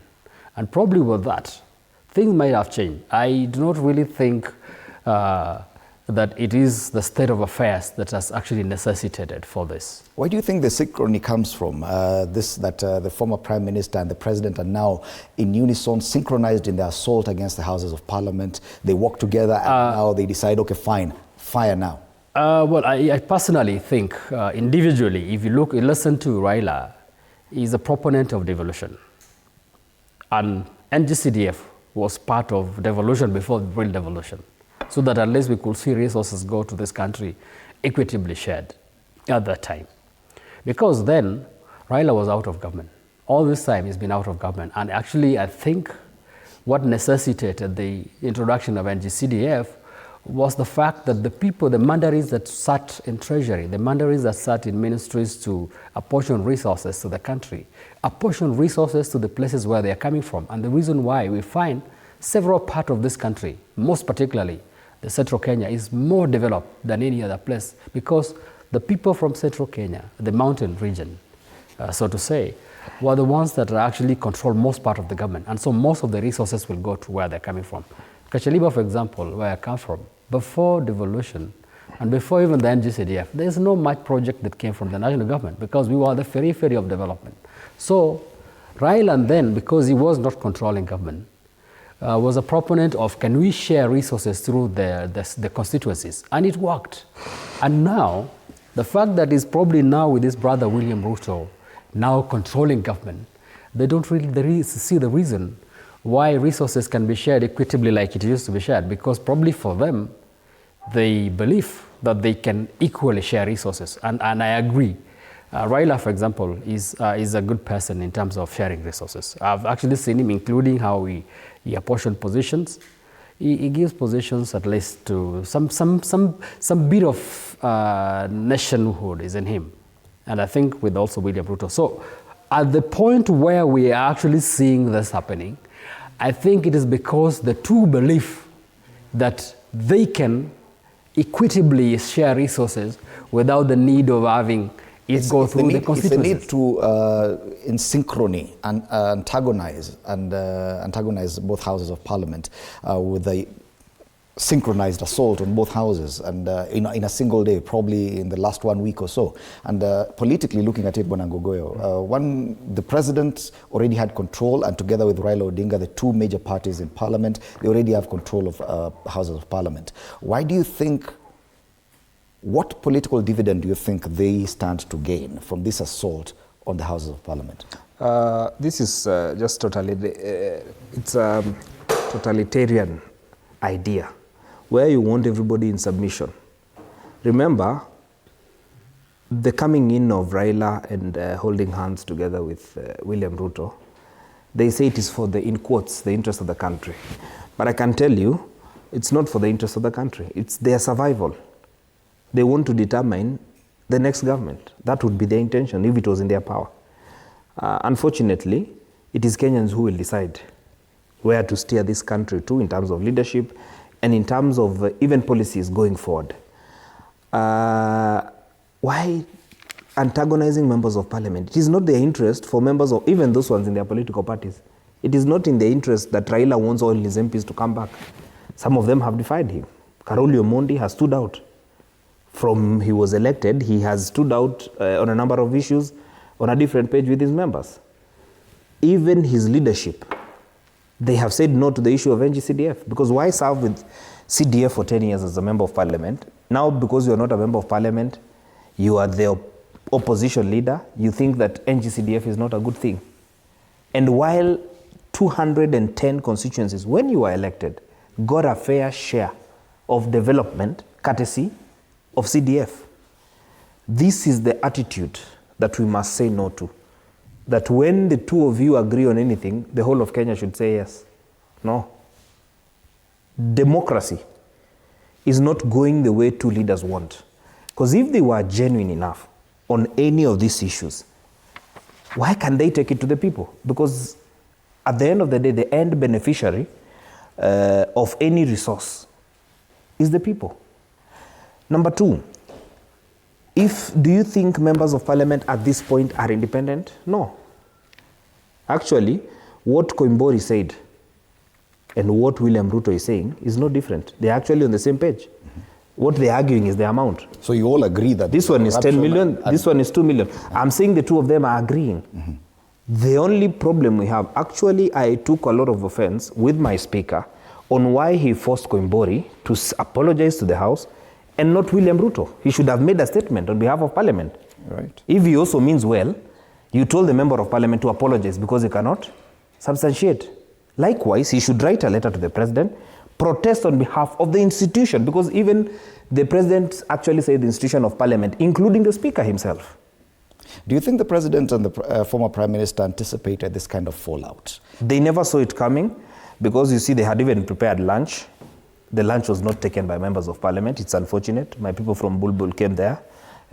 I'm a stone throw away from there. It's worth noting that KCB Karen is next to my constituency. I don't know whether if Lotte was there, but I know members of parliament who are there left offended. They left disgruntled, because why leave, like for instance, the member of parliament for Tiati. He told me he left very early from Tiati in the morning. He traveled 4 hours to come and get a lecture on lump sum castigation of corruption. He doesn't sit in any of those committees. Some of the members, by the way, are not in oversight committees. I don't sit in an oversight committee. Do you think that this is now the place where the kind of influence that the President and the former Prime Minister have had over the Houses of Parliament now changes, takes a different tangent? Or do you think that now members of Parliament will be forced into unison to defend their interests? It is a wait-and-see issue. Remember, some of these members are also, they depend on handouts from the President. Some of them also want the normal empowerment programs. There are some that are not very independent in terms of thinking. You hear some of them saying that, I must have Raila Odinga on the ballot for me to get elected. So not all members of parliament are independent. And in this case, I appreciate my brother Lotte. He came in, he was actually denied a ticket by our party. Went to another party and he won. if we have a few of this kind, then it can be something to talk about. But if you have the normal members of parliament, the Kimani Ichung'was, I don't think you are expecting anything serious. Okay, listening to the leader of majority yesterday even talked about the possibility of impeaching members of the executive. These are the kind of threats we are seeing from the National Assembly and probably even the Senate going forward. The Senate, for example, will be considering an impeachment of a governor today. But from the pronouncements, one, that they should not be the ones oversighting counties. Instead, that job should be left to the members of the county assembly, and that they are using these impeachment cases for rent-seeking. Sokohuru was a word that was used. Do you think they'll be able to continue the work? Probably. We were hoping to have Danson Mugatana, Senator Tana River, with us today, but unfortunately could not make it. Well, I think it's unfortunate that counties have been able to, the MCAs have been able to impeach governors successfully, and that they are saved from the Senate. I think it's unfortunate. We've actually we saw that in Meru. I think we've seen that in other counties, and now we are actually seeing it in Kericho, where the governor is impeached at the county, and then when the governor comes to the Senate, he is sanitized. And to some extent, I am not a prophet, but I think to some extent, there was some truth in what the president said. He mentioned a figure of 150 million shillings. I think those are monies that were asked from the Isiolo governor, Sokohuru. I think so. I'm not 100%, but I think that is where the figure could have come from. Governors are supposed entirely, if you look at our constitution, there is a role of the Senate. The role of the Senate is to ensure that counties are working very well. But in terms of the oversight of the governors, is actually the MCAs. So I think there is right information there that the MCAs are the ones that are supposed to entirely oversight the governors. But then that oversight does not end there. The oversight is actually also oversighted now. The MCAs and the counties are now oversighted at the higher level called the Senate. That is where sanitization comes from. That is where money exchange ends. And I'll tell you this, Fred. I spoke yesterday to some proxies of governors, and they said, now, kimeumana. What? And I asked, what is this kimeumana? And then they said, now, probably the governors knew that there was an easy way out of this impeachment all the time, the Senate, because once you've got your package, the red and the brown envelope, you go scot-free. Now, with the pronouncement from the president, senators are going to do their work. Senators are going to listen to what the MCAs are saying, and that most of the governors will go home without... They will not be able to pay. They will not be able, because now the president is blocking that, is shutting that window. So when I heard that, and then I realized probably there was a window of escape from governors, that governors will always get an escape because senators are barely 60, and if you have money, a little bit of it, so you can go scot-free. In the county assembly, governors cannot be able to bribe the county assembly members. Contrary to what I heard yesterday, somebody saying, how can a member of assembly earning 80,000 oversight a governor controlling 710 billion? We've seen that working. If it was true that because MCAs are earning little, they cannot oversight governors, we would not have seen the impeachments we've seen. So at the county level, it is about the emotions and the work of the governor. At the national level, at the Senate, it is about the envelope changing hands. And the reason why MCAs have successfully impeached governors, but when it comes to the National Assembly, the Senate, they are actually set scot-free. So kimeumana, like I heard yesterday. So I am sure today, the governor of Kericho, I'm so sorry for him, is coming in to face a different Senate. Okay. A Senate that might not be able to accept an envelope because the president has cautioned Kenyans and cautioned Senate not to take bribe, but to do their work as it should. Do you anticipate the same kind of feeling in the National Assembly, that now, given the kind of pronouncements that the president made, that committees and chairmen of welfare will be a bit slow in demanding for bribes? If they don't change strategy, they have to get out of service. Because also they can change strategy, the chairman of welfare. They can change strategy. I mean, formerly the chairman of welfare in one of the committees on this panel, you belong to a committee. I'm not in an oversight. I sit in the broadcasting committee. I check on the microphones of parliament, how people talk. Those are the issues I oversight personally. Okay. So I don't deal with any. And it's the chairman of that. You're the chairman. Oh, the welfare. The welfare. The welfare. It is actually when the so-called rebels and members who are not in good books with government, those are the committees they are taken to. That one and the welfare committee. So I sit in that committee. So I don't oversight. And in the committees I've been environment, I did not see anything to do with welfare because, I mean, we are dealing with trees and nothing much. Planting trees, oversighting. Is there a welfare chairman in that committee? I didn't see any. I didn't see any. Okay. Alote was there also. We were in the same committee. We were in the same committee, actually. I think... There's no chairman in charge of welfare. I'm surprised to hear that they are chairmen of welfare, because if you look at the standing orders of parliament, they are only chairmen of committee that are elected by the members. And they are written down, their names are forwarded, it is known in the National Assembly. I've never heard of a name as somebody called the chairman of the welfare. It is not anywhere written anywhere. So surprisingly, when I heard it, I probably went to the other committee members and asked, probably their standing orders are different, that we can be able to know that within these other committees, probably the oversight. Yet the president is a consumer of raw intelligence and he's a consumer of raw intelligence, and he actually got it. Talks about welfare committee chairman. He talks about that. He will have said in quotes. That is the statement that he will. Because if you go to the writings in parliament and out of parliament, you will never see that kind of a chairman. So the president will have said, with a lot of respect, in quotes, they are chairman of. But to just say that they are chairman. What will it take for now, because House business was paralyzed yesterday, what will it take for you to resume a proper functioning of the It is worth noting that yesterday there was a motion, number 13, on the order paper, the privatization of Kenya Pipeline Corporation. Mm-hmm. That motion was technically delayed, of course, through bringing many orders in between there. Well, it was called on by the speaker, called order number 13.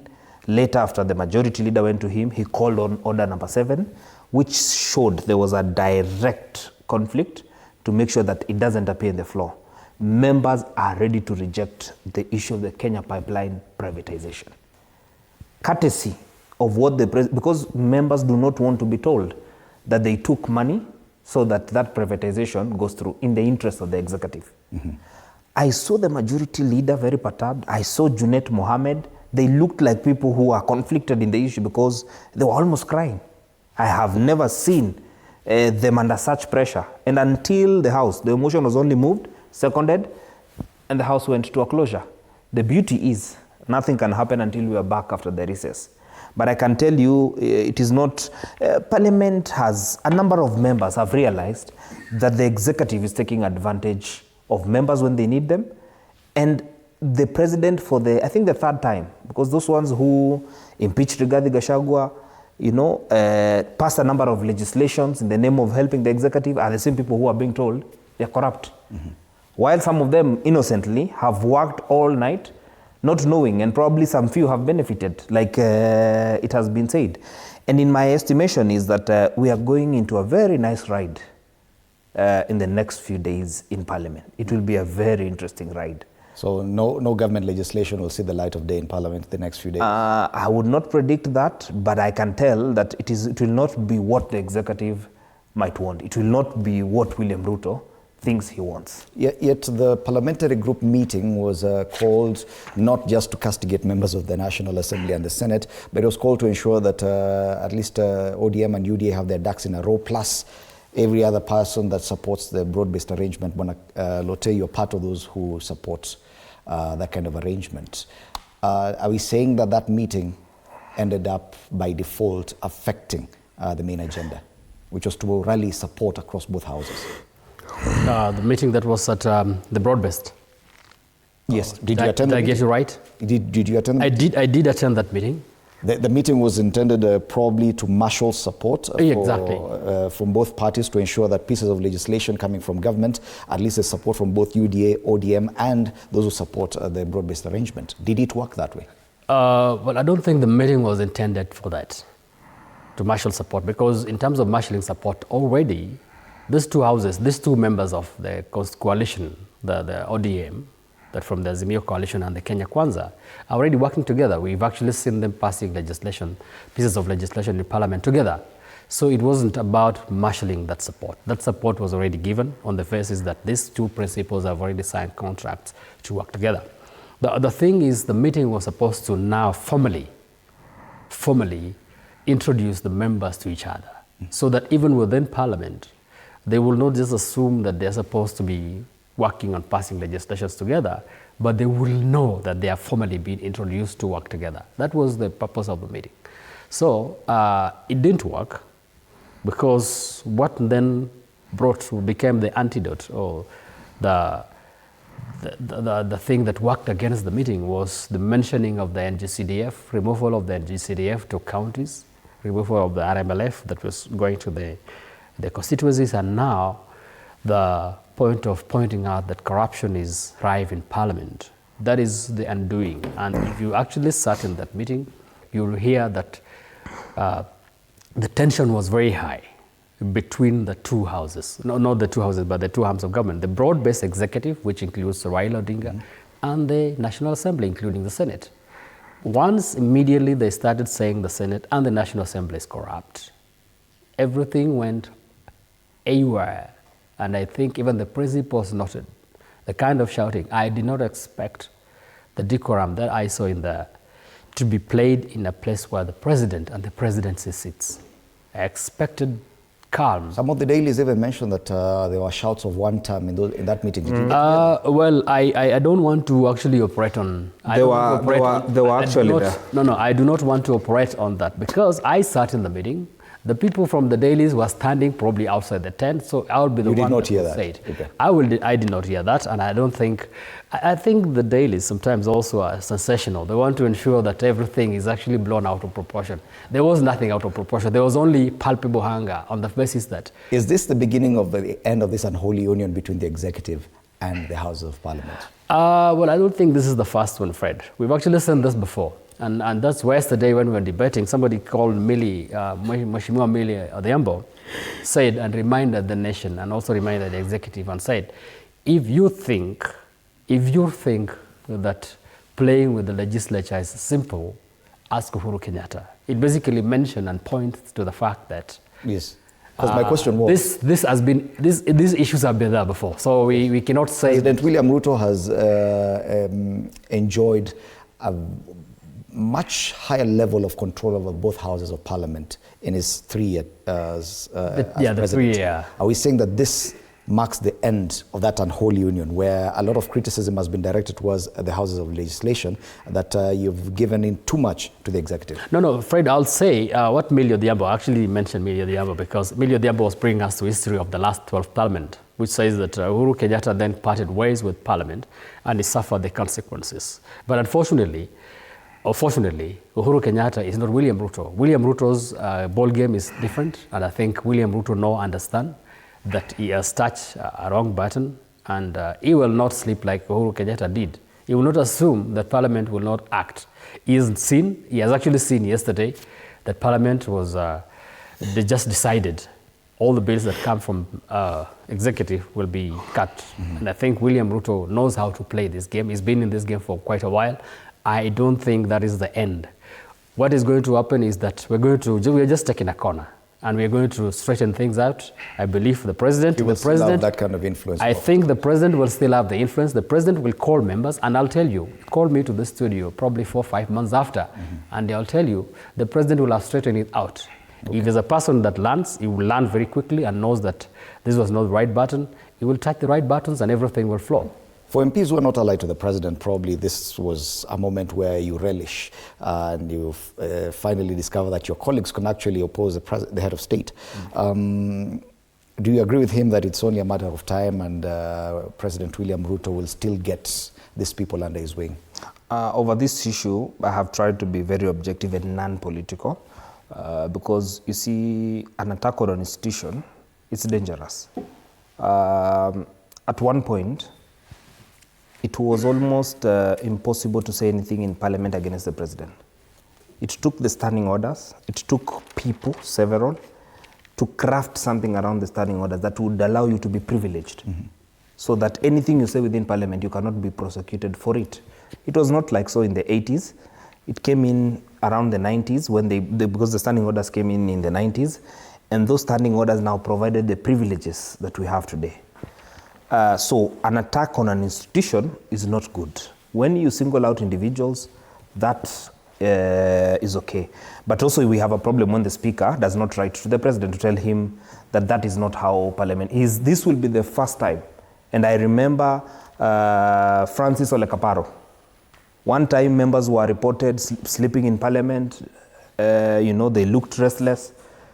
And he's the one who came up with the proper reporting of Parliament and said that an institution such as Parliament, you cannot be recording members of Parliament because they have rested their eyes. Because members of Parliament don't sleep.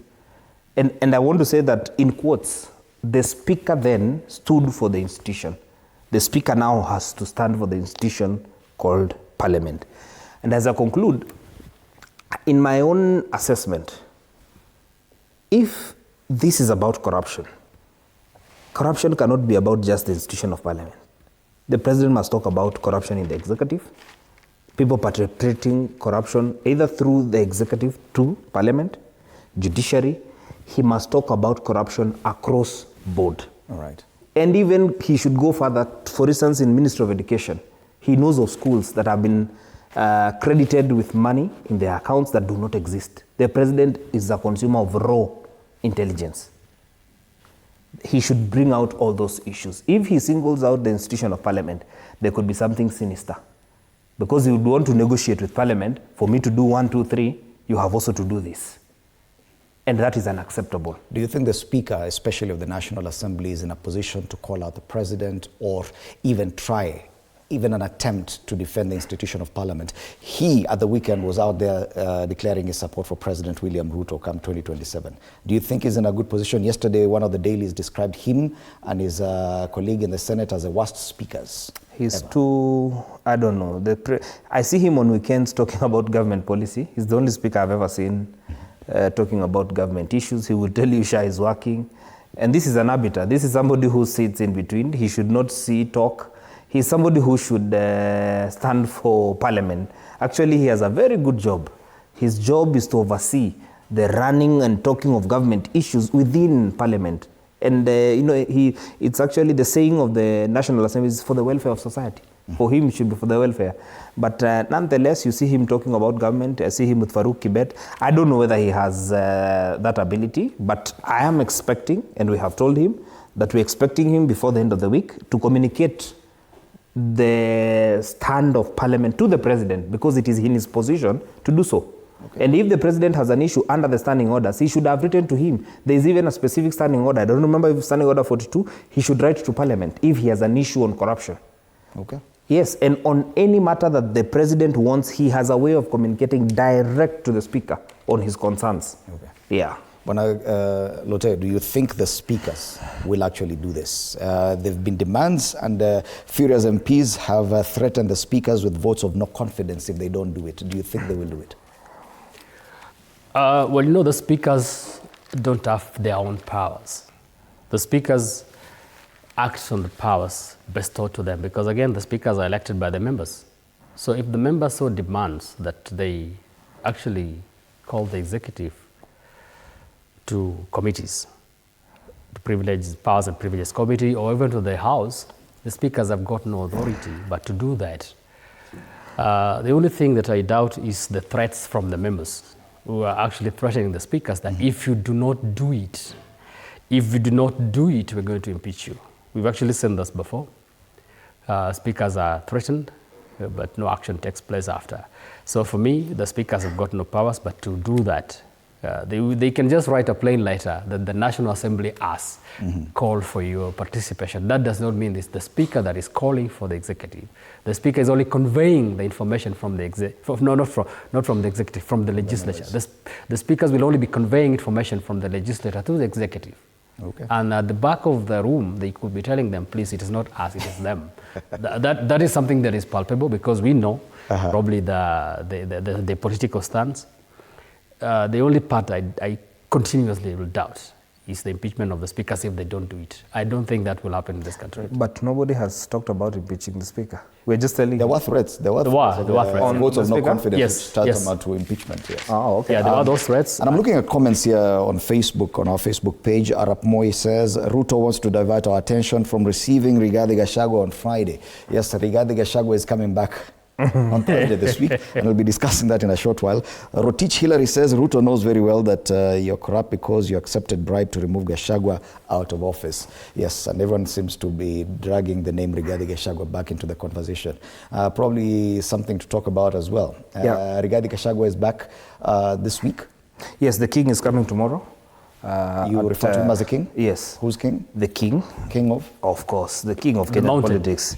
I don't come from the mountain, I come from the rift, and Lotte, you know that very well. He's coming tomorrow at 12. We are going to receive him at the airport. We'll have several stopovers at the CBD. We will end up at Kamkunji. We've written to the Inspector General of Police to provide adequate security. We've warned that there are incidences that the government has sponsored goons. Let them not try on this one. We are ready to receive Rigathi Gachagua for a new revival in the country, and he comes in at a time when he is needed, because we have also briefed him what has happened while he was away outside the country, and it's also worth noting that while he was away, a number of things have happened. William Ruto regime is siphoning money from the e-citizen.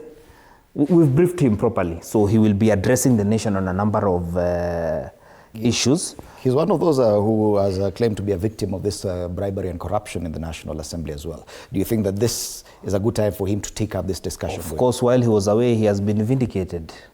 His impeachment was sponsored. His impeachment was full bribery. Parliament was a crime scene at that point. And I think he comes in at a very good time. A very nice week. So tomorrow, Thursday, we will have quite heavy engagements from receiving him in the morning, and we've made good arrangements. We are welcoming our supporters from Nairobi and across the country and the region.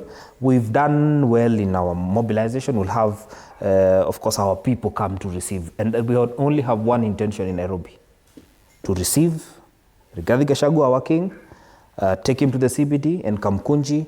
We'll hold prayers there, and after that, we'll go home and head over now to During the press conference where I saw you standing next to the Deputy Party Leader, Cleophas Malala, there were claims that there are attempts by the security agencies to divert the plane carrying the former Deputy President and probably arrest him in either Kisumu or Mombasa. Murkomen made that threat that they were going to arrest Rigathi Gachagua. He withdrew it again to say that they are going to call him to write a statement. We are ready for any of the events. We have told them arresting Rigathi Gachagua for no apparent reason will be met by equivalent resistance. Number two, if they divert the plane to the international airport at Kisumu or Mombasa, we are ready to receive him in the two airports. We have our people ready. We have no major issue. But we have asked them out of courtesy, can they brief us if they will divert the plane or not? But we are ready. In Kisumu, in Eldoret, or in Mombasa, the three international airports which you have in the country, we are ready to receive Rigathi Gachagua. Right. Personally, I will operate in two of the airports. I am ready. And other of my colleagues will be in the other airports. And when we are ready to receive Rigathi Gachagua. Okay. The opposition politics has been and let me quiet for a while. Allow me to say that any force that the president puts in towards us who do not believe in him will be met by equivalent resistance. It is the Newton's law on force. Right. Opposition politics coming back at a time when the president appears to agree with the claims by his former deputy that there is indeed corruption within parliament, and that's how the impeachment worked. Don't you think that this politics by the president and his ally, the former prime minister, is playing into the hands of Rigathi Gachagua? Is giving him a talking point, a quick one? Well, first of all, I don't think we've got any king. I want to disagree with my friend, my very good friend here, Ngogoyo. Probably is a king of the mountain, because basically what we've actually had Gachagua talking about is all about mountain. When he started the share issue, he actually was saying this government was overwhelmingly voted by the people from the mountain, and so they should get the shares of government. It basically means that it believes entirely on tokenism, on the people that voted in for the government. And yet, if you look at our constitution and the principles that forms government, this government is a union of all, and that government is an institution that covers all, without neglecting other sections because they are few or because they did not vote in for government. So that if a government is formed by Kenya Kwanza, for example, Kenya Kwanza is supposed to serve all regions, including the regions that did not vote for it. That is exactly the opposite of what Mr. Gachagua has been doing. Gachagua has been proclaiming sectionism. He's been proclaiming politics of regionalism. And basically, the Mount Kenya region. I'm also surprised to hear him saying that President Ruto is rewarding the players, the Harambee Stars players, because they are not from the broad government. You know, it is wrong because... No. Lotte, it's a nation... Is that propaganda that's not factual that the former deputy president... I think that one he should withdraw. Is it not propaganda to say that there is a king? Is that not propaganda? He must stop. The issue of Harambee Stars must not be politicized. Okay. Remove Harambee Stars. I'll tell you this. Lotte, remove Harambee Stars. Harambee Stars, let me tell you. Remove Harambee Stars. I will not remove Harambee Stars. I will not remove Harambee Stars. I will not allow Lotte to go. He must remove Harambee Stars from that I will not remove Harambee Stars from this. You cannot politicize a momentous occasion let me tell you. And bring in local politics into the issue of Harambee Stars. There is no momentous occasion here. No. Let me tell you. I will not. Will be very I've got the right to say what that has since been established to have been I've got the right, and that the former deputy president never said those words. I've got a right. If they never say that, now let me say what is going to happen. For the last 1 month that Rigathi Gachagua was away, we've actually seen this country stabilize, completely stabilized. And that Chan has been able to take place peacefully. And I'll tell you the turn of events. Immediately he arrives, we might not be able to see Chan taking place as it should. Because we've already heard from the Secretary General of the DCP party saying that they're going to disrupt everything. Will you ever seen the Arabs going to play? Will they even go through Thika Road? You know, they are already planning to ensure that they disrupt the playing in Kasarani by Harambee Stars or from Morera team. Basically, they don't value the principle of nationhood that Harambee Stars have actually espoused to the world. We've actually been seeing that for the first time Harambee Stars are stopped. So you believe that the former president's return is a threat to Harambee Stars? Basically, I heard that from Malala. He actually talked about it. It basically means they have actually seen a momentous occasion. They know this is a time when the nation is one, supporting a team, and that they can be able to disrupt that. Okay. And basically, probably, we've seen Chan taking place very well. We've actually seen Harambee Stars winning. Because it is a serious allegation. Probably when he comes back, Harambee Stars might not be starting to win again. Just to clarify on... I think it is very barbaric to connect Harambee Stars to the issues of Kenyan politics. We are proud of what the team has done, where it is. They have a game on Friday. We put them in our prayers and we wish them well. I would not want to politicize the issue of Harambee Stars. Any leader who does that is not patriotic. Football, when all our Kalenjin athletes run, we never see the Kalenjinness in them. We see Kenyans who run and win for this country. The Chebet, the Chepkemboi, whoever runs, we never politicize when they're running. Yet we know they are Kalenjins. That attitude is very barbaric. I would not want to stop that law. I just want to say we wish Kenya well. It should stop. After Thursday, the king coming, we shall go, all of us, including Rigathi Gachagua, we shall be at Kasarani to witness the match. Okay. And we are coming to support Kenyans. We will not be VIP visitors, we will be local visitors to watch the match. And we'll just go to watch the match alone and support Kenyans, which he has not been able to do. Some of us have been going to the station, to the stadium on our own, and we want to support the country. Non-political on matters football. All right. As he says that, I wish to clearly recount what the DCP party leader said. He actually, as much as we are saying, let us not attach Harambee Stars to this. This is a momentous moment. The world is watching. This time, the screens are all in our stadiums, in Uganda, in Kenya, and in Tanzania. The Kenyan one, immediately Rigathi Gachagua is in. I'll tell you, without blinking, is going to be disrupted. So it's going to be disrupted. The match at Kasarani Stadium. Because what I heard from the DCP party, the deputy leader, party leader, he actually alluded that once something happens to Rigathi Gachagua or whatever, anything, they are going to disrupt. If something happens to Rigathi. If something happens to Rigathi Gachagua, they are going to disrupt that match. And yet, if Rigathi Gachagua is a Kenyan, like me, like you, like any other person has done anything wrong, he can be asked to go and record a statement at the DCI. And when that happens, then we say, let us go and ventilate on. If there was any such pronouncements, I think the security agencies would have flagged it by now.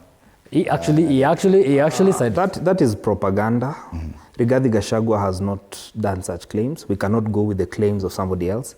It is Rigathi Gachagua, right? But it speaks on behalf of the party. It is Rigathi Gachagua who would have any engagement with government. It is Rigathi Gachagua that I have mentioned will attend the football match. And from Rigathi Gachagua, from his page and all his handles, he has congratulated and supported our team. Okay. Let us keep it at football, and football is non-political. I wish that happens. If it happens, even me, I'm very proud of this nation. I'm proud of our team, and I want our team to play. I want this country to have a positive image globally, but let that not politicize that, because we want to glorify a person to be called a king that is untouchable even when he does something wrong. Yes, indeed, Harambee Stars will be facing Madagascar for the semi-final at the Kasarani Stadium this Friday, the 22nd of August, and all Kenyans will be backing our national football team. 2 minutes each for your final comments. Matters to do with what's happening in Parliament. For the very first time, we're seeing a lot of unison in as far as criticizing the executive and criticizing the leadership of the ODM party. Final comments, Bonangogoyo. We have a good country, and from the football match, from the enthusiasm of Kenyans and our players, you can tell we have a good country. We have a big problem with the leadership of this country. Of course, they say everything, John C. Maxwell says everything rises and falls on leadership. There are a number of issues that have to be corrected, and one of which in 2027, we are ready to do whatever is possible to make sure that William Ruto goes home and must be a one-term president, and make sure that he does not become president for a second term. He will sink this country down because he's not a leader who matches what he says with what he does. And as I conclude, if you mean well for the country, if you mean well on the matters of corruption, don't allege and prove. Don't leave it there.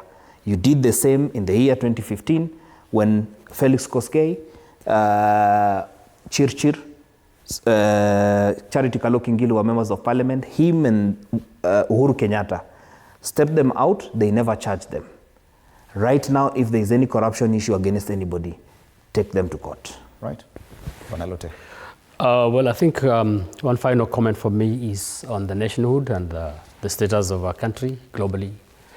I think for the last 1 month, we've actually had a very stable country. I've actually seen the dollar today coming to 129. For the first time, it comes below 130. It basically means that the Kenya shilling is becoming stronger in the course of this one month. I hope and believe and I pray that let us shun our politics, the politics of difference that might affect the performance of our team.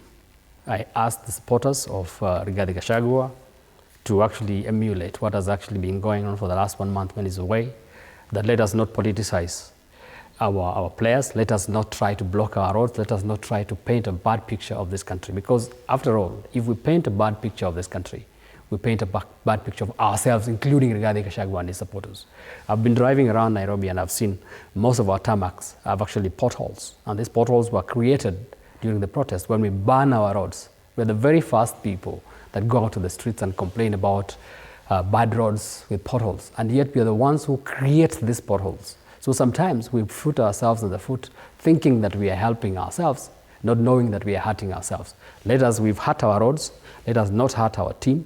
Let us go there as patriots. Let us not go there with intentions, because the intentions that were there, and the reason why people have been complaining is people have been ready to go and shout one time. It is not about Harambee Stars. And I believe even when Rigathi Gachagua and his supporters are going to the stadium, that is the plan below. That is the plan beneath. That is the plan to politicize the play that is supposed to be there. Let us be patriots enough. Let us go watch, support Arambistas, finish, and then once the players have left to their countries, we can come back to a debacle. In any case, the state has been able to manage this, and it will definitely manage it. President Ruto is not going to be a one-term president like he says. That is his assertions. President Ruto is going to be a two-term president. In any case, in this country, there is no president that has ever had a one-term. All right. 2 terms is must. He will make history as the first one-term. A lot happening this week, of course. The Harambee Stars hosting Madagascar for the semi-final match later this week. But a lot of focus on Parliament, and we look at the headlines. The Star: MPs rebel as big bribery scandal threatens to sink Parliament. On the Daily Nation, MPs bribery scandal crisis. Very descriptive words there. On the front page of Taifa Leo, Ruto achokoza nyuki.